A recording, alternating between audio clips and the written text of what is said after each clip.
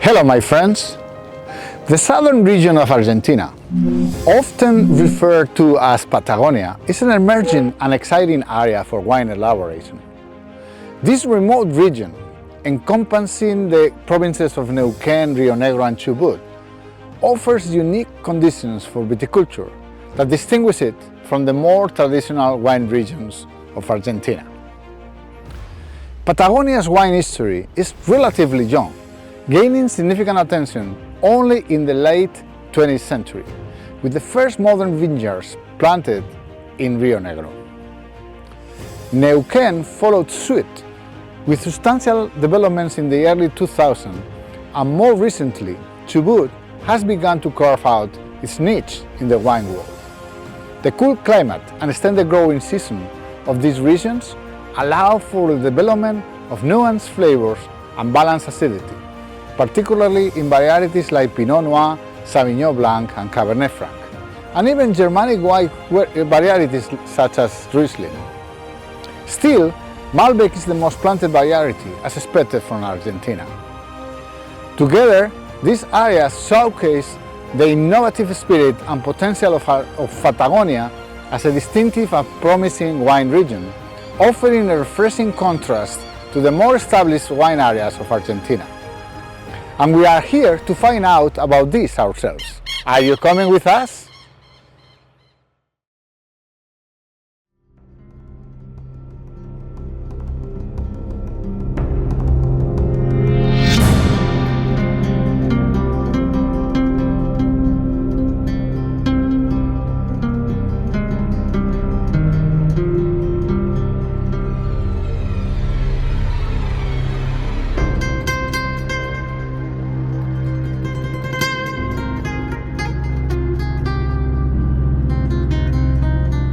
The southern wine region of Argentina, known as Patagonia, is located in the southernmost part of the country, characterized by its cool climate and stunning landscapes.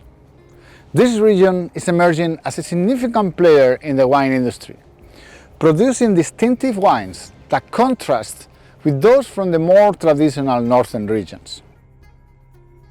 The most famous of all is the Rio Negro region, situated along the banks of the Rio Negro River.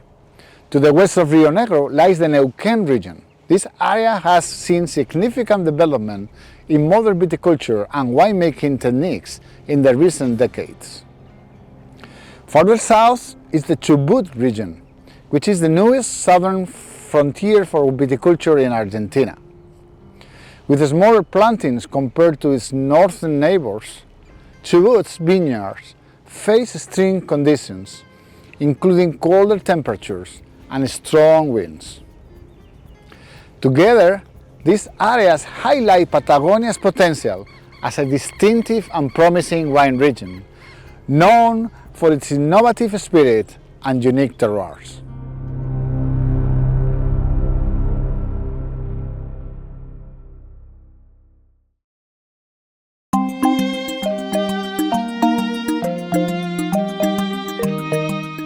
history of wine elaboration in the Patagonia region of Argentina is a tale of innovation and exploration.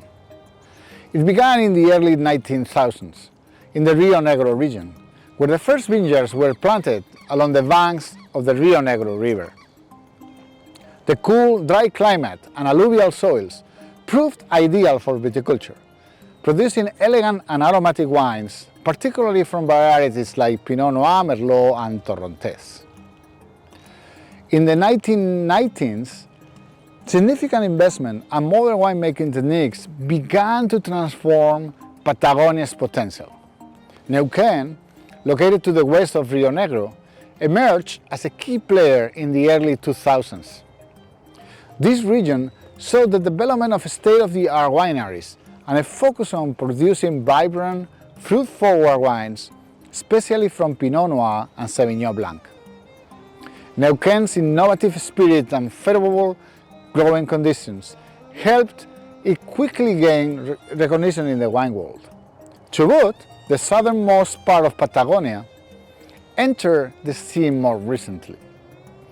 Despite its harsh climate and with cold temperatures and strong winds, Chubut has some promise with its small but high-quality vineyards. The region excels in producing wines with exceptional acidity and freshness, particularly from Chardonnay and Pinot Noir. Together, these regions of Patagonia highlight a dynamic and evolving wine industry characterized by its unique terroir and dedication of its winemakers to push the boundaries of viticulture in Argentina. I am in Bodega Umberto Canale, and I'm with Juan Martin Digiri Canale, who is family owner of the winery, actually the fourth generation of the family. Juan Martin, how are you? Pleased to meet you, Enrique. We are in an area of your winery that you don't use anymore, but it is surely one of the oldest. And the wine was made in these large barrels that have a story in themselves, because they were surely brought wood by wood to be assembled inside the winery, right? Correct. This dates back to 1909, your winery, which is basically the birth of winemaking in Patagonia. That's correct. Its construction began in 1909 by Humberto Canale. It is a pioneering winery in Rio Negro, in the Rio Negro Valley. It all started with a Genovese family who arrived in the country at the end of the 19th century. They settled in Buenos Aires, and one of his sons, Humberto, a civil engineer who carried out some tasks within the water planification in this area, decided to make an investment here. I suppose that at that time, to be able to establish vineyards in this area, you should have already secured irrigation, because here the rain is not enough for agriculture. Those water canals were already in place when you arrived? At the beginning of the last century, in 1905 to 1906, it was built a first canal called Canal de los Milicos, because it was built by the military, by soldiers and prisoners, among other people. That allowed the first irrigations in the area. Later, the engineer Cipoletti was hired, an Italian that was an expert in carrying out works of this magnitude, and the construction of a large dam was decided. And there begins the development of a very important canal, which is called Canal Principal, which is still in operation today, and the irrigation from secondary, tertiary, and quaternary canals that is today the Upper Valley. And back in those days, you started importing grapes from the north of France, Malbec, Cabernet, Merlot. Correct. Yes. Humberto visualized the area. It was a person who traveled a lot. And surely he made more than one trip to France, to Bordeaux, and visualized this area linked to a great river. An area that could be something like a new Bordeaux, and brought the first stakes of Merlot and Cabernet Sauvignon. Much later Malbec and Semillon among whites. They are still alive today. On a condition of old vines, of course. But you renew them little by little. Yes, of course, we are constantly planting new vineyards and trying to renew the plants. Umberto Canale was not the only winery to start here. There were others, but you are the only one surviving so long. How have you been conforming to the new times? From the pioneering artisan wineries, it's the only one which continues to function today, and every time making products more adjusted to the demands for quality that exist today in a very, very competitive and dynamic market.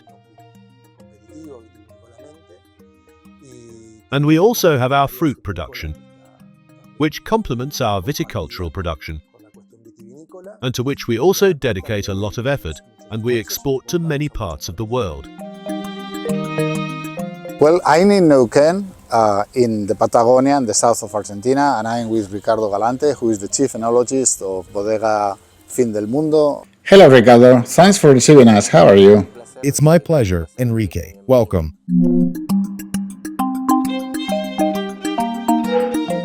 Hey, tell me about the Fin del Mundo project, because it is a quite peculiar project. You are basically in the middle of nowhere, in the province of Neuquén, behind some oil fields. This is a valley that is very particular. It is formed by the Neuquén River, which is very close to us. And a little more than 20 years ago, in approximately the year 98, an irrigation canal was made drawing water from the Neuquén River, giving life to the viticulture projects that exist here in the area today, and there is not much more. And the valley is well defined by two reefs. We call them bardas, that border the full area by the north and the south. Oh, you can see one over there from here. That's correct. The entire project is towards the side of the north wall, and the south wall is close and parallel to the river. There are vineyards about 17 kilometers further. Oh, which is where irrigation currently reaches, right? Correct. 6 pumping stations were built from that canal, from where we get water to water everything by drip, by sprinkling, like we have here in the vineyard. Well, and from nothing, you have created a winery that is very recognized here in Argentina, right? Yes, a large winery. Well, it is the most important in size in Patagonia. Patagonia is responsible only for 1.5% of the national wine production. In some years, Fin del Mundo harvests 50% of all the production of Patagonia. That includes the Pampa, Rio Negro, Neuquén, and Chubut.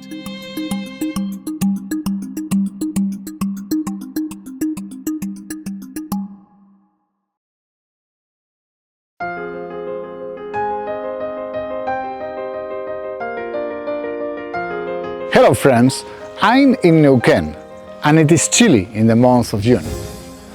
While the vines are quietly sleeping during the winter, we're going to discuss the climate, geology and soils that set the nature of the Patagonian wines.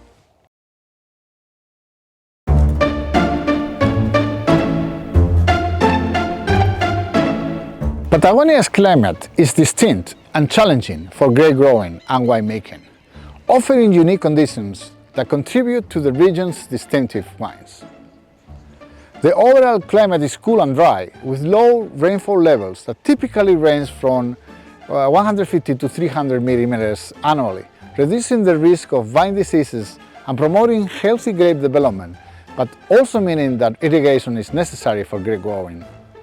The Rio Negro River plays a crucial role in moderating temperatures and providing essential water for irrigation, which is vital in this arid region. The river's influence helps maintain a more stable microclimate, ensuring the vines receive the necessary hydration without excessive rainfall. Wind is a significant factor in Patagonia, particularly the persistent strong winds that blow across the region. These winds help to naturally control vine growth, reducing the need for chemical interventions and enhancing grape quality by concentrating flavors and thickening grape skins. Chubut, located further south, experiences markedly colder weather compared to Rio Negro and Neuquén. The harshest climate in Chubut, which is with its lower temperatures and frequent frosts, results in a shorter growing season and lower yields. However, this also leads to grapes with high acidity and fresh, crisp flavors, particularly in varieties like Chardonnay and Pinot Noir. Overall, Patagonia's climate, characterized by low rainfall, significant wind, and the moderating influence of the Rio Negro River, creates ideal conditions for producing high-quality, distinctive wines.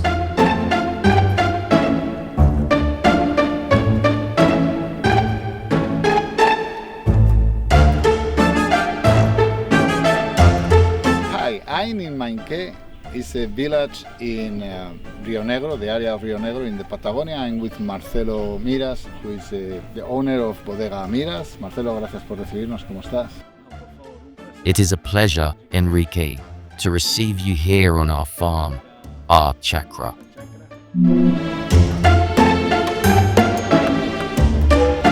We arrived here yesterday to this area of Patagonia and we were greeted by rain. But that is not very normal. It doesn't rain here, almost never. We arrived on the only one of the few days that it rains here. Today we see a lot of fog. I don't know if this is normal or not, or if it is associated with the fact that it was raining yesterday. In general, the weather, the climate in the region, and particularly in the Rio Negro, is a semi-desert continental climate. I think that with climate change we are already becoming a desert, you see. And yes, generally the months of May, June and July are the months where we have higher rainfall. Which does not mean that in the spring and summer rains do not occur, as we also have some storms. But normally we are below 150 millimeters of annual rainfall. Sure, but hey, you have the Negro River nearby, which is where you get water for irrigation because it is necessary with only 150 millimeters of rain. Of course, we don't have enough rain. There was a great work that was done at the beginning of the last century, which is the Ballester Dam, that takes water from the Neuquén River. That is a great canal that reaches even up to Villa Regina. That's where the system was created to irrigate from the north to the south, which is Rio Negro, leading to 86,000 hectares under this irrigation system. It is a very dry climate. It's desert. And when it rains, like today, which is a very special day, it is during the winter. Which is now, it's winter time. Right here, throughout the summer season, practically no water falls at all. And per year, it is approximately only 150 millimeters. But the great particularity of this climate is the thermal amplitude, because it is not a cold area per se where we are, but it is a region with warm afternoons, but very cold nights. We always have more than 20 degrees of thermal amplitude. For the vine, it's fantastic, because it rests during the night. It does not lose acids. What it is due to? Because a high diurnal range is normally reached when you are at a certain height, but you don't have much here. Of course, since we don't have altitude, we do have latitude. We are about 39 degrees south latitude, and we are far from the mountain range. Here we are 360 meters above sea level. But hey, at this latitude, we have a great thermal amplitude. And then you also have the fact that during the growing season, the days are very long. That's correct. It is called heliophany, which is the hours of sunlight. And it is also very beneficial because the plant produces all its food by synthesis. So having so many hours of light is very beneficial, of course. And something that characterizes us is the wind. Here in the region, we always have wind, like a constant breeze, with some gusts at times. But that is very good for the vine because it always keeps it dry. Even when it rains, the wind dries the vineyard very quickly. that allows us to proceed with an organic viticulture. Indeed, we have part of the vineyard certified as organic. The upper valley of Rio Negro possesses a desertic climate. Average annual humidity around 45 or 47%. It goes up a little more in the months where the vine begins its vegetation cycle, and then it progresses a bit. But in general, it is a desert climate with winds predominantly southwestern, dry and very persistent. Where does it come from? It comes from the southwest. Where is it generated? In the mountains? Yes, it is generated in the mountains. Start of currents that come from the Pacific, and then it rises, and they get cold in the mountain, where they discharge moisture, and here they arrive dry. So, it's like the sonda wind that they have in Mendoza, but a little more fresher. It has a big difference compared to the Zonda, as it is colder. It is not a wind that brings heat and advances the ripening of the fruit. It's actually the contrary. It really is an ally many times for us because it cleans our entire environment. On top of that, we have 77 to 78% of the days that are clear or semi-cloudy, with 200 millimeters of rainfall annually at the very best. This is really an ideal climate for the cultivation of the vine that always demands low levels of humidity and winds that are pleasant and dry.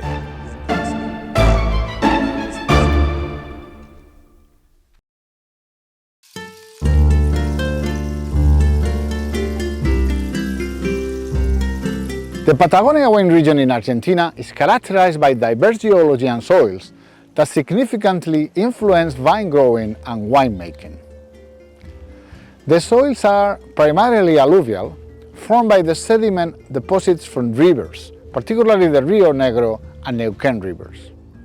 The alluvial soils around the Rio Negro and Neuquén rivers are typically composed of sand, clay and gravel, offering excellent drainage and some water retention properties, which is crucial in the relatively arid climate of Patagonia. Chubut, located farther south, features a mix of rocky and sandy soils with higher mineral content due to its proximity to the Andes. The soils here are often poorer and less fertile, which naturally limits vine vigor and results in lower yields but high quality grapes. The rocky soils also contribute to better heat retention, which is beneficial in the colder climates of Chubut, helping to ripen the grapes fully.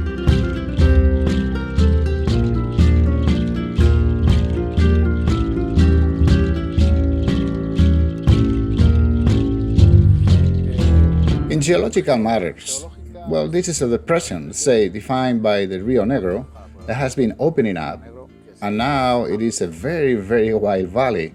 What type of soil composition do you have? It should be quite heterogeneous. It's a low valley.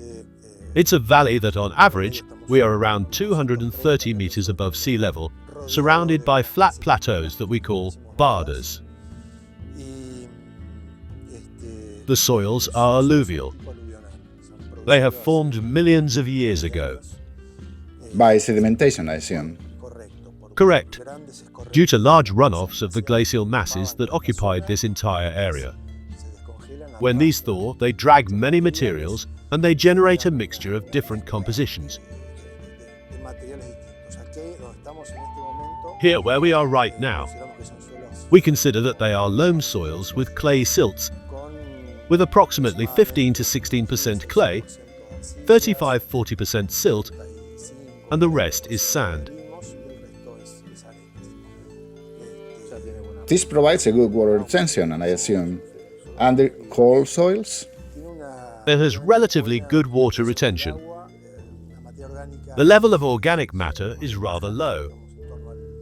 We are around 1.5 to 1.8% of organic matter, and they are soils with a slightly alkaline level, a pH of 7.5.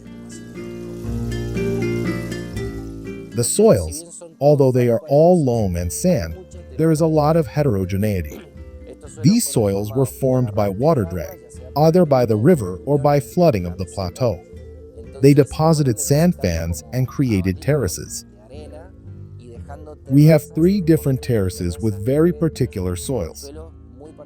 In the highest part, we find more calcareous rock, and as we go down those fans, they are very deep sandy soils. And in the lower areas closest to the river, we start to find more silt or clay. Throughout the valley, in the different sections, the longest distance is 16 kilometers and the shortest distance is 2 kilometers. The Negro River runs in parallel from west to east on the southern bank, right next to the south wall of the valley. The entire production area in the valley lies from the Negro River to the north. Therefore, across the valley, there is a great variety of soils. Near the walls it is sandy, and stony, there are stones. As we move into valley, the soils change and become more limestone and sand, with clay in some cases, until returning to the south wall again, where the soils once again take on that sandy, stony character.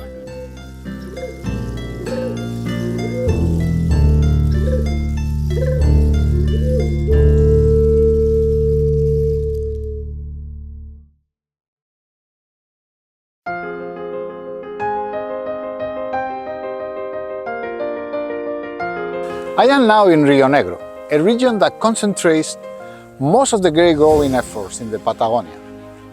An ideal place to discuss the viticultural practices and grapes of the area.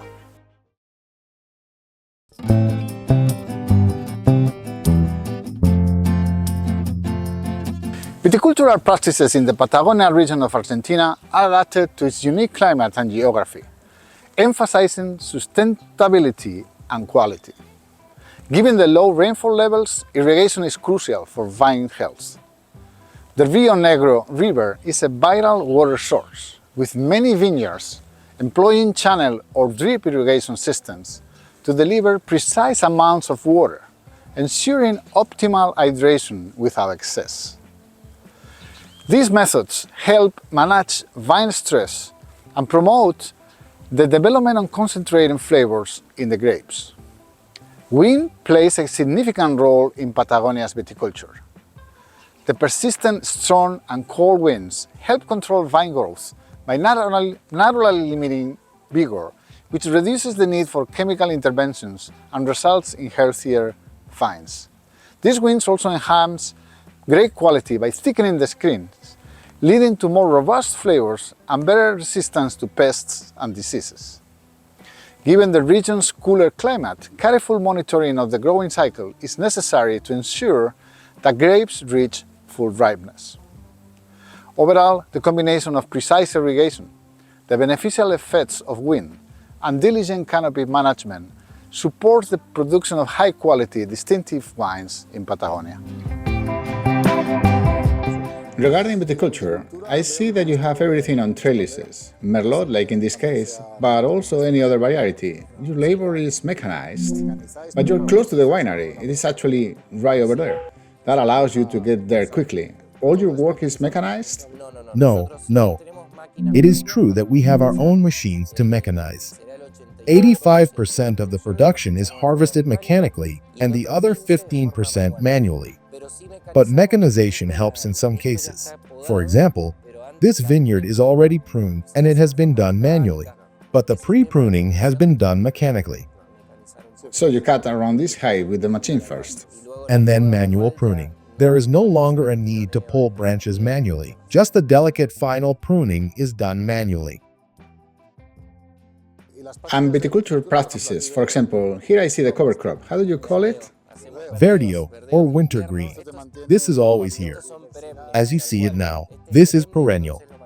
We keep it during the winter and the summer. And then we just clear weeds in the planting line so that it has no competition. This makes the soils more infiltrated, providing organic matter. We try to keep soils alive and not do so much work on soils if it is not necessary. I wanted to talk about viticulture and irrigation. Here you have a good example because you have a water canal that is very easy to see. The irrigation canals. Here there is one, another one over there, and it all works by gravity. The water comes from the system of canals built 100 years ago. This is how you irrigate. But how does it work for viticulture?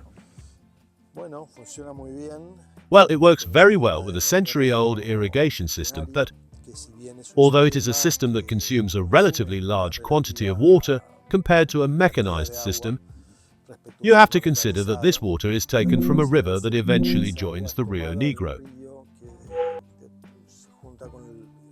It comes from the Neuquén River, which joins the river Limay to form the Rio Negro River that throws its waters into the Atlantic Ocean. What we do is capture the water through a dam water that is melt from the Andes and collect it through a main canal, bring them to our farms and irrigate by gravity. The end result is that after being used for viticulture, the excess water from irrigation drains back to the Rio Negro and eventually ends in the ocean. Well, it was going to end, but after making good use of it. A very good use for fruit fields and vineyards. I understand. I see that you maintain vegetation between the rows of vines. I believe that it is very important to maintain biodiversity in the vineyard and help to obtain a healthier and more complex ecosystem. Keeping in mind the climatic conditions that we have in the region, high irradiation, insolation, winds, it is very necessary to protect the soils with a green layer to preserve its condition, to be able to temper a little the temperature of the soil. And for that, the cover crop is very beneficial. It is something that we use a lot in our vineyards.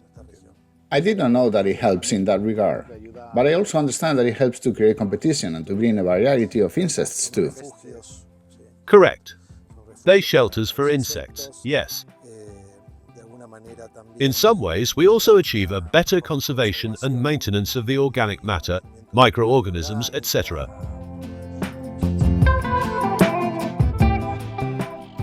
When we bought this farm, we decided to keep the varieties that were already planted.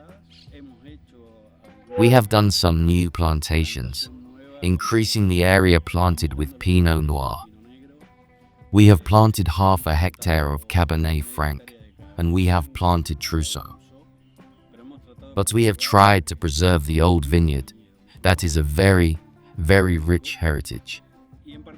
In particular with this farm, both the farm and the winery that we are going to visit later, they have organic certification. I was going to ask you this. And last year, we obtained the sustainability certification Bodega Argentina for both the farm and the winery.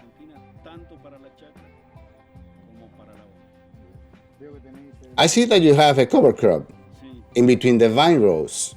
Yes, we do. This helps you to maintain the biodiversity in the vineyard, right? Yes, that's right. What we try to do is preserve the soils with the cultivation of different species. There we see some clovers and other plants. Yes, what we are doing is maintaining them, taking care of the soils. And what you said, biodiversity is what interests us.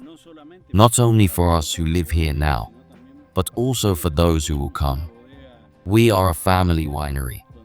Our children also work here, and surely the grandchildren will. One has to not only look for the grandchildren, but for generations to come, and it passes by maintaining the soil. We are naturally organic.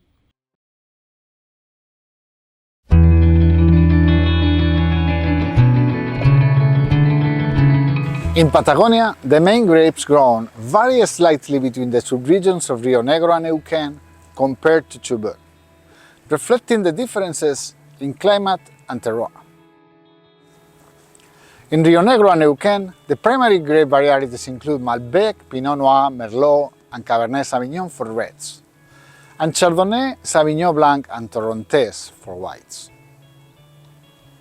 These regions produce wines with vibrant fruit flavors, balanced acidity, and good complexity, benefiting from the cooler climate and alluvial soils. In contrast, Chubut, with its markedly colder climate, focuses predominantly on cool climate varieties. The main grapes grown there are Chardonnay and Pinot Noir. These varieties thrive in Chubut's harshest conditions, producing wines with high acidity, crisp flavors, and a distinctive freshness, often with a more delicate and refined profile compared to those from the northern Patagonian regions. Patagonia is also experiencing plantings of Germanic grape varieties, such as Riesling and Gewürztraminer, as the cool climatic conditions favor these cold hardy varieties. Here you have Malbec in this vineyard in particular, but you have many more. What are the grapes that characterize you most? Well, the ones we are producing here in the Upper Valley, in addition to Malbec, among blacks we have Pinot Noir, Merlot, Cabernet Sauvignon, and Cabernet Franc. And among whites we have Semillon, Sauvignon Blanc, Riesling. Riesling, I understand that it has adapted quite well. Riesling, Gewürztraminer, the Germanic grapes, right? Yes, yes. I can tell you that our Riesling is a crop planted in 1937. Oh, so it's been here for a while. It was planted on a parrel, which is a conduction system quite atypical in our area. We prefer to use trellising control systems in our vineyards, but in this case this is a parrel. The truth is that it gives a very noble product, and today it has a very good market and a lot of demand. Among the whites, we have Chardonnay, Sauvignon Blanc, Semillon, and then small amounts of other varietals like Gewürztraminer or Viognier. And in the reds, we have the largest area planted with Malbec and Cabernet Sauvignon. And, well, we are very strong in the production of Pinot Noir. Which is what makes Patagonia a little different from the rest of the wines from Argentina. The cold climate varieties like Pinot Noir and even Chardonnay, some of the Germanic ones as well. Gewürztraminer. Riesling, although you don't have it, it is also found in Patagonia. These adapt very well to this climate, right? Correct. Well, Merlot too. I didn't mention it to you, but they are short-cycle varieties that like the cold nights as the growing season gets extended and allows these varieties to fully ripe. In this area, the best adapted varieties are those with a short to medium vegetative cycle. However, in recent years with this climate change that we are experiencing, we see that varieties such as Cabernet Sauvignon have started to give some quite interesting wines. But still, varieties like Pinot Noir or Chardonnay in whites, those with short growing cycles, grow best here. From the north of France. Exactly. Then there is some Gewürztraminer too. Oh, some Germanic grapes. Riesling. And of course, Semillon, Sauvignon Blanc, and some Torrontés Riono. Also some Torrontés Mendocino, which here in the area, the old producers, those of us who already have grey hair, we call it Loca Blanca or Crazy White. Why is that? Why is that? I know you told me, but can you tell me again? We called Crazy White because it is a variety that needs other varieties to pollinate. Therefore, let's say, in some years, when pollination was not good, the grapes were affected and did not produce much. Not all the flowers would give fruit and clustering was very uneven within a vine, which was a bit crazy.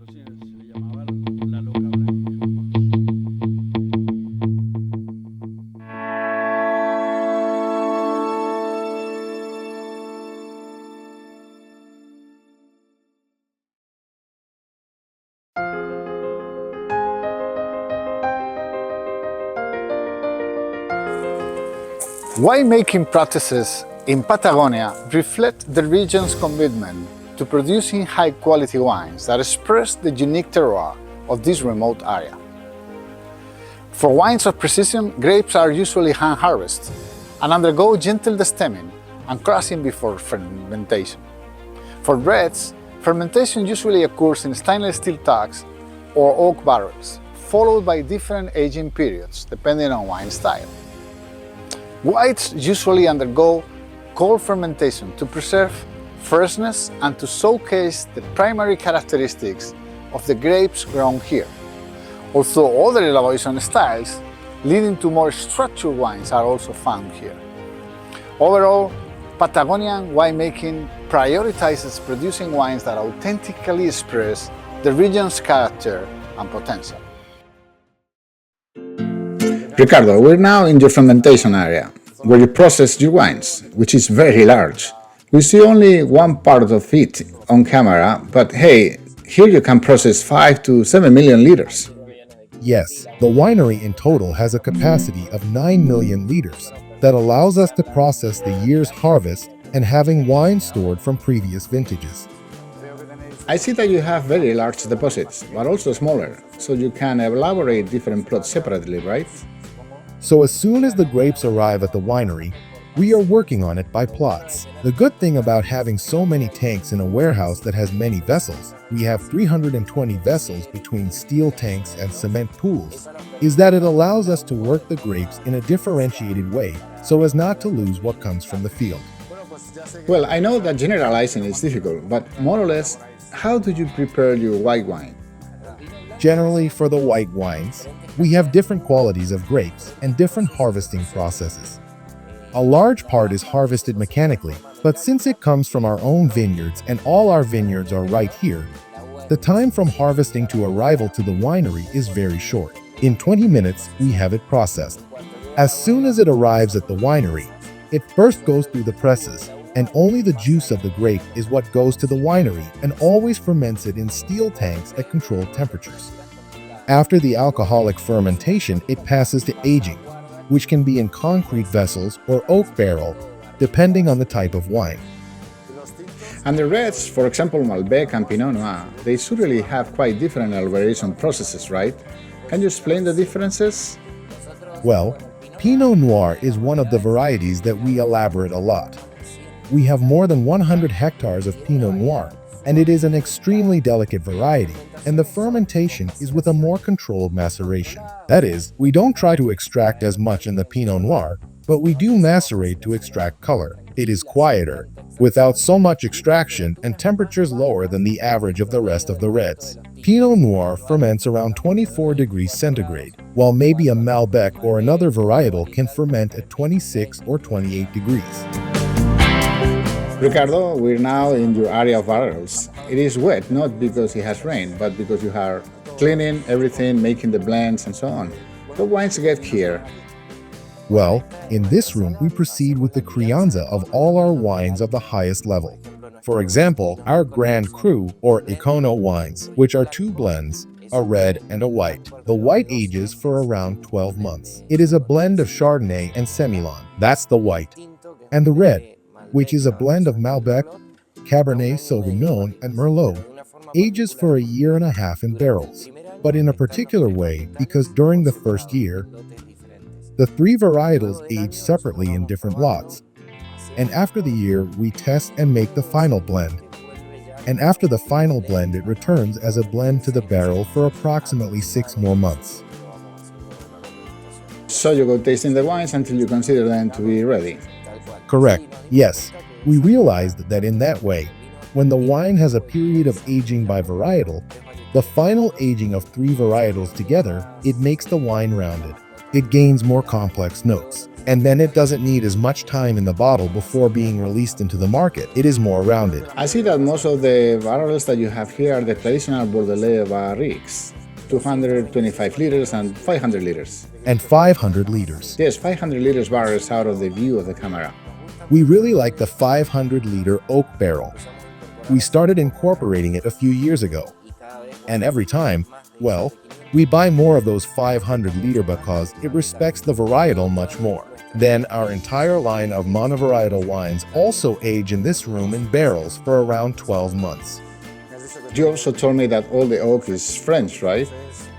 Yes, it is French oak from different forests. We really like the forests of colder regions, Burgundian forests. Those give you the grain a little finer?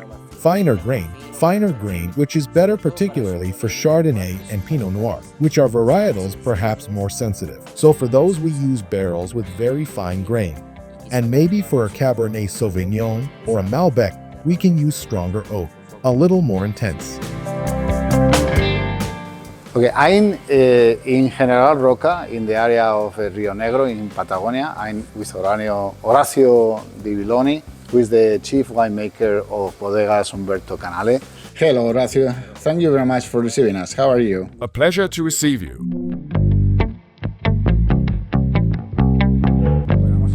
We talked to Martin about the viticulture and grapes and a bit about the history of this winery, which is very, very old. And here you see a little bit what is left from this old time, from the original winery. These concrete tanks, right? Yes, we are in the area that is the oldest of the winery. There are 55 concrete vessels with a capacity of 9,000 liters each. In recent years, we have incorporated some accessories, covers, stainless steel doors, and the possibility of refrigerating or heating the wine depending on the need we have. But the construction is the original. Concrete tanks with a capacity of 9,000 liters that give us the possibility to vinify the different vineyard plots separately. A plot of vines, depending on the variety, provides between 6, 7, 8 or 9,000 kilos for each hectare. This means that in each of these 9,000-liter tanks, we vinify 1 hectare of vines, approximately. Having the possibility of vinifying each plot individually allows us to use different techniques and tools during the vinification. Different technologies to seek enhancing what each of these plots can best express. You elaborate wines from different grapes, whites and reds. I like to ask you to explain the generalities of your white wine elaboration. I assume that you use your concrete tanks, but you also have stainless steel vessels, right? For the whites, the grape is harvested as quickly as possible and brought fresh to the warehouse. For us, it is a great advantage having all our own vineyards very close to the winery. The vineyard that is furthest from the winery is only 2 kilometers away. That is, since the time the grapes are harvested until we receive them in the winery, it is very short, and that is an advantage for us. The grape is received, it's destemmed, and it goes through a pressing process using a pneumatic press, by which the grape juice is separated from what we call the arroyo. That is that mixture of skin, pulp, seed, sand, other leftovers from the pressing. The must enters the warehouse to start the vinification process. Yeast is inoculated into that must. The necessary corrections are made, and then it ferments at a controlled temperature between 14 and 16 degrees. Once the alcoholic fermentation finishes, some wines are directly prepared for bottling. And others will see some aging, I assume. Others go to an aging stage, that's right. And the reds, is there any substantial difference? Perhaps fermentation at a slightly higher temperature? With the red wines, the main difference is that in these concrete tanks and in other vessels, in addition to fermenting, we store and macerate them with their skins. In red wines, we have this maceration process, where we can, through resources such as temperature, processes are normally carried out to homogenize where the cap, which is the solid part from the grapes that during the fermentation process goes to the top of the vessels, is blended with the liquid. We need to homogenize, and we use different techniques looking to achieve different wine profiles. And then with reds, perhaps more important than with whites, is the use of wood. You're going to explain that in the barrels room. Sure.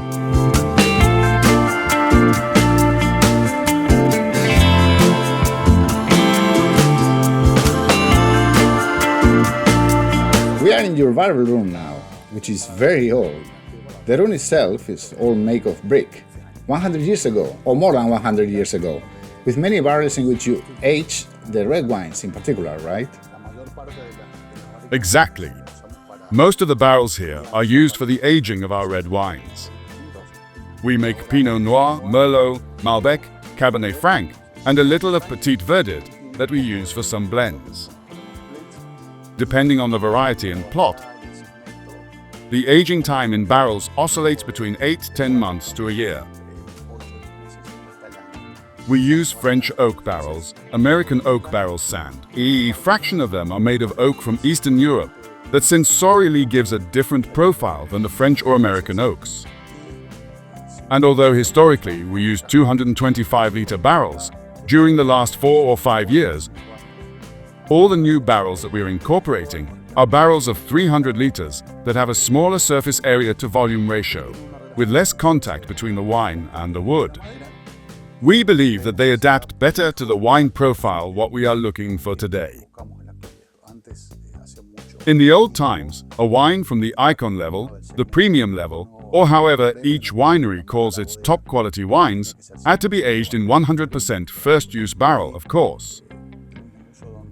Today we work with second or third use barrels, as well as barrels of larger volumes. But we continue using wood. Wood provides something that is necessary, but with, let's say, a more rational use, of course, avoiding its aromatic impact to dominate the aromatics and flavors. Marcelo, we are in your signature winery. You're like a French garagist, a very recognized wine indeed. But here in Rio Negro, this is one of your 2 wineries. This one is inside the organic vineyard that we have seen before. Explain to me how you make your wines. Let's get started maybe with the whites. We work with several white varieties. We work with Chardonnay, the crazy white. What we do in this particular winery is a separation of must by gravity.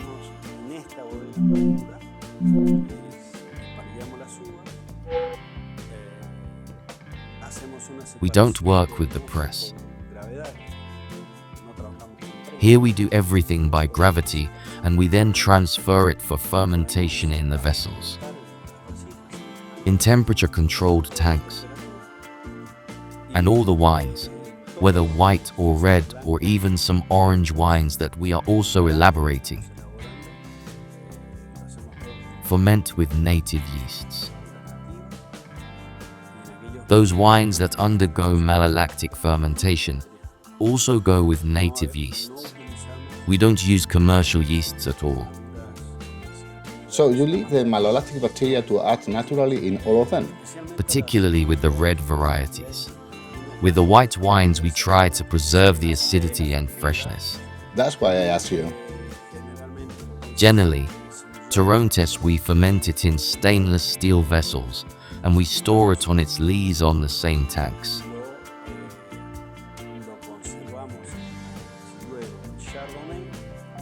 We conserve it in the tanks. The Chardonnay we ferment in barriques and leave it on its lees to gain complexity and achieve a wine worth aging. We ferment and age in barriques. So for the aging of Chardonnay, that is done in small barriques? In both 500-liter and 225-liter barrels. For how long? Generally, 8 to 10 months. We taste and we see. We let it evolve for a while. It has to have a reasonable amount of time in the barrique so that the oak makes its contribution, so that the wine generates all those characters that we want to achieve aging in oak barrels. I understand. And the red wines? The red wines as well. We first destem the grapes. Of course, we ferment on the skins.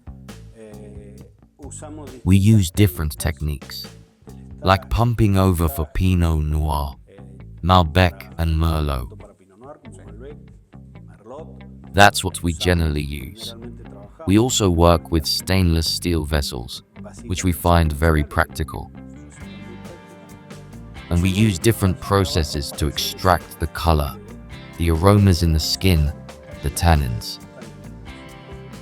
And then, depending on the wine, it is aged in 250, 500, or 600-liter barrels. Okay, that's great. So what we need to do now is to taste them, Of course, to see how they are. when you come to a winery, what do you come to do? Drink wine. Drink wine.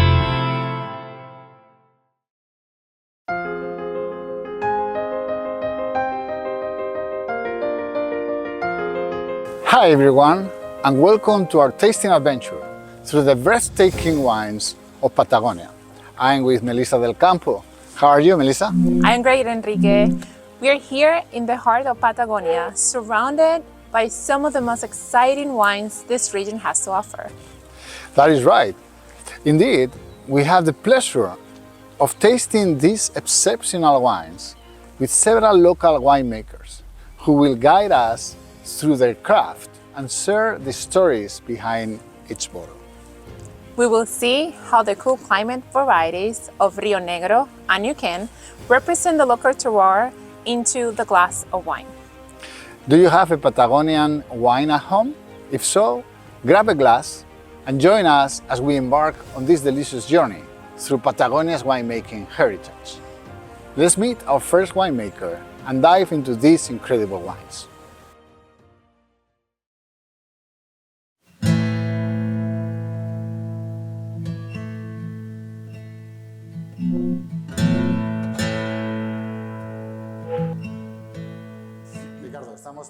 We're here to try two of your wines. We start with a Pinot Noir. Correct. We are going to start with the Pinot Noir from our Fin line, which is the line for wines from single vineyards. Because we have selected plots that every year we make wine from the same plot, trying to respect everything that the climate, the region give us, and everything that we learned over the years here in San Patricio del Chañar. Well, it has typical medium clear color, almost transparent.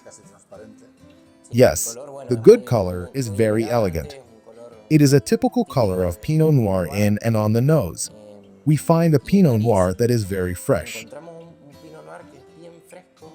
It has the characteristic fruit, but also some notes of roses that we like a lot and that are characteristics of Pinot. It is not a wine that tires. We can have drink after drink without getting tired. It has a wooden touch, but very subtle. This was aged in oak, but it is grain oak very fine from cold forests, from Burgundy. To be able to age it for a good time. This has been aged for 12 months and 20% is from new barrels. The fruit wakes up, and after the fruit, it comes the acidity. It wakes the palate up. Absolutely. With what food would you pair it? Well, our Pinot Noir for me is very gastronomic. It is versatile. It goes very well with everything, but a Patagonian trout would be perfect. Trout is fantastic. Well, and the other is a blend that is your icon wine, the top of the range. Our iconic wine is a special blend. On this occasion, it is a red blend with Malbec, Cabernet Sauvignon, and Merlot. With that characteristic bottle with the 3D embossing on the label, right? That's right. We call it the Chapita, but hey, that's what sets it apart. And well, this time the varietals have different points of ripening, so they are harvested separately, each one at its optimal point. And after fermentation, which is quite traditional, it is also aged in oak for 12 months, each varietal separately in its lot, and then we make the blend and it goes back to barrels as a blend for another 6 more months. Aromatically, it is also much more complex. Well, The three wines are the protagonists, but Malbec and Merlot provide a lot of fruit on the nose. It displays some pyrazins, but very ripe, and red pepper and aromas of aging. Here is a little more menthol that ends up rounding the wine, giving it elegance, making the freshness of the wine to prevail. Very balanced. This one with a good barbecue. Well, we continue with Patagonia. I recommend it with a Patagonian lamb. Patagonian lamb, of course. Perfect pairing. Very well, Ricardo. Well, thank you very much for showing us your project, which is so peculiar here in Neuquén. We love the wines. My pleasure. Thank you. Thank you. My pleasure.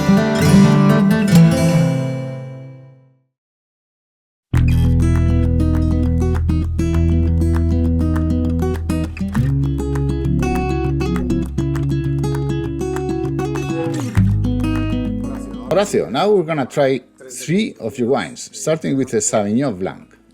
The first wine we're going to try is a Humberto Canoli State, Sauvignon Blanc 2024 vintage. The idea is, in these whites, to preserve freshness, to seek wines that are fresh, expressive. They do not have a passage through wood. This is our state line. The entire line is made from grapes that are grown in our own vineyards. Here what we are looking for is that the wine have that aromatic typicality, but be fresh. We are working a lot on the alcohol balance. This year we have white wines with an alcohol content lower than previous years, looking that the wine stands out, the freshness in the mouth. In general, white wines of the region are very fresh, and they are wines with a marked typicity of aromas in the mouth. Very fresh wines, but the area produces white wines that are also very long.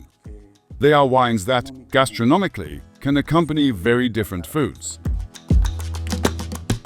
The second wine we're going to try is from the Humberto Canoli Gran Reserva line, our Pinot Noir. This is a 2021 vintage. Humberto Canoli Gran Reserva. It is a line where we seek to have a lot of varietal typicality. In the case of Pinot Noir for our region of Patagonia, in the upper Rio Negro Valley, it is one of our flagship varieties. We are Argentina and we make Malbec. We have very good Malbec. But when we have to show something that differentiates us from other wine regions, we are completely convinced that our Pinot Noir and our Merlot are different. In this wine, 100% of the wine has an aging in barrels that last around 8 to 10 months, in barrels mainly of second and third use, so as not to have a very marked wood aromatic impact. And after that passage through wood, the wine is bottled and remains for about a year and a half in the bottle before going on the market. A characteristic of the region is that the nights are cool. It is not only thermal amplitude, the temperature difference between day and night, but that the night is really cold. It makes the plant to slow down its metabolism, and there is much better conservation of natural acids. Sure. So that natural acidity in the grapes, in the must, it translates as freshness in the wine. It has those mineral notes of Pinot Noir. Those notes like something, let's say, you find certain herbal notes, that in the case of this Pinot Noir, they give it a lot of complexity and elegance, which is what we are looking for in wines of this line. Well, and let's finish with this last wine. The third wine that we are going to try is also from our Humberto Canoli Gran Reserva line. In this case, a Merlot. Merlot for the upper Rio Negro Valley is also a variety that expresses itself in a different way. These are very fresh, very fruity wines. Wines with great elegance, complex wines, long wines. This wine has been aged for 1 year in French oak barrels and American oak barrels. In this wine we use some new barrels, but we also use second and third use barrels. And as a descriptor of this wine, I think elegance is one of the descriptors that best describes the features of this wine. Well, that's right. You notice more complexity and more wood notes. This wine has some olive tree notes as well. Yes, like olives. Black olives. Black olives, correct. The truth is that this wine is very elegant. The three of them are fantastic, Horacio. Thank you very much for this tasting and for teaching us your ways of making delightful wines. Thank you. Thanks to you. Thank you for visiting us. And thank you for giving us the opportunity to communicate what we do from the winery and from the region. We put a lot of passion into what we do. Absolutely. Thanks a lot. Thanks.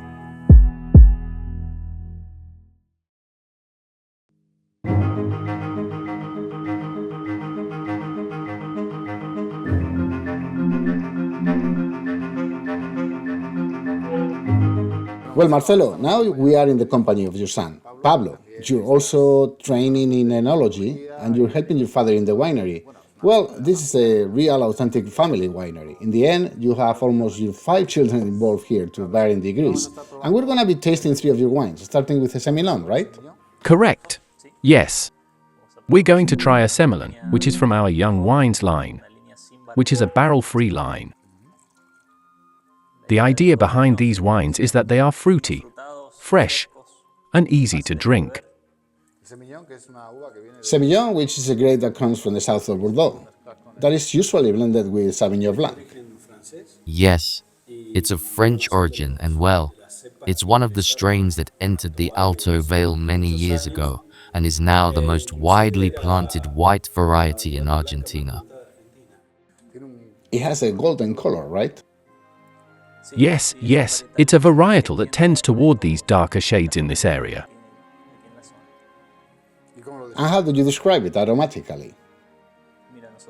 Look, here we find a lot of white fruit, flowers. It's a trend in Patagonian wines to have floral notes. And in the mouth is very pleasant, with very rich acidity. A natural acidity that makes it very nice, huh? It has some bitterness. That's right. And it displays a very, very particular note that to me, I like it in Semillon. And that it always reminds me of, with the aromas and the flavors, it reminds me of quince.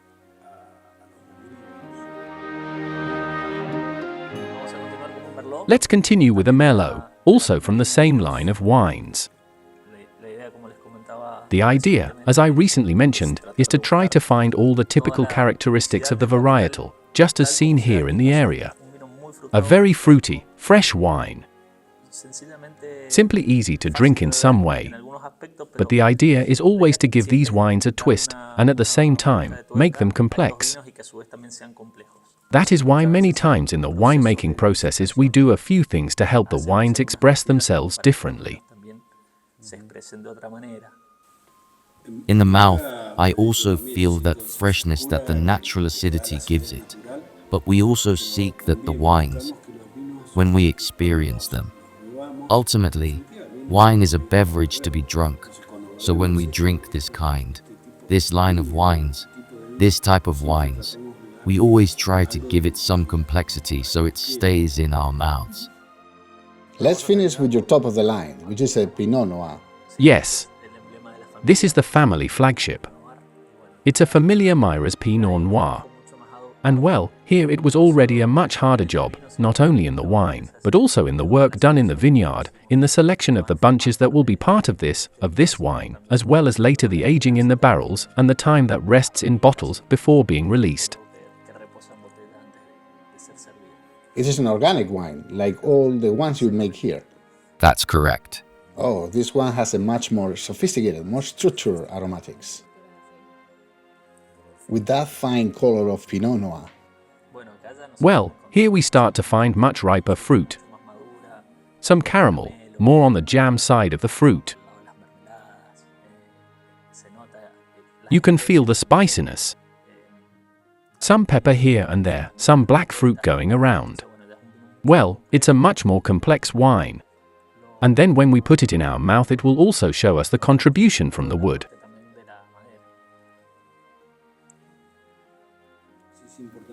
The aging process we do with this wine is important. We work with 500-liter barrels and with a reasonable amount of time. We define the aging time as we taste it and when we believe that the wine has achieved its purpose, all the features we were looking for the bottle. It is true that the passage through the barrel is very gentle, but it's present. I can clearly feel the vanilla on the nose and the toasted notes in the mouth, but very refined. A fresh toast. Yes, the idea is always that the wine continues to be the protagonist, not only the wood itself. That the wood accompanies and contributes its characters to the wine, but that the wine remains authentic. A very elegant, fantastic wine.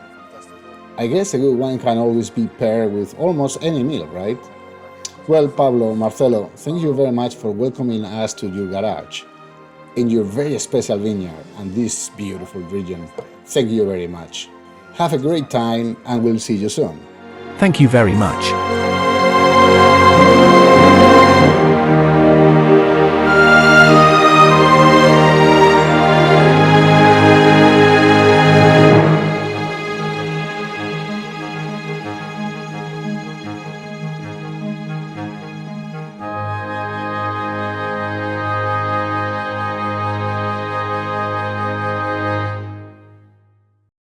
Well, folks, as the sun sets on our journey through Patagonia's wine country, Melissa and I want to take a moment to reflect on the incredible experiences that we've shared.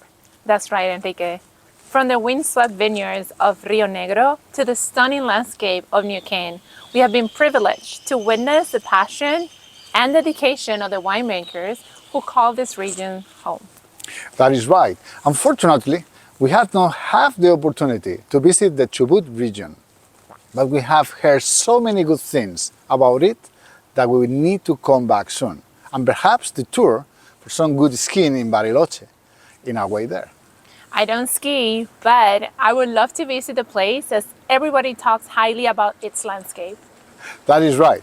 We've tasted wines that are a true reflection of Patagonia's unique terroir, from elegant Pinot Noirs and robust Malbecs to crisp Chardonnays and aromatic Torrontés.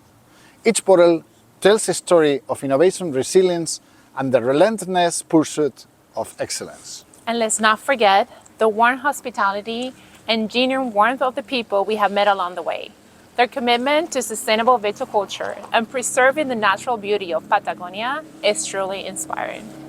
So, as we raise our glasses to this remarkable region and the incredible wines it produces, we want to say thank you for joining us on this unforgettable journey.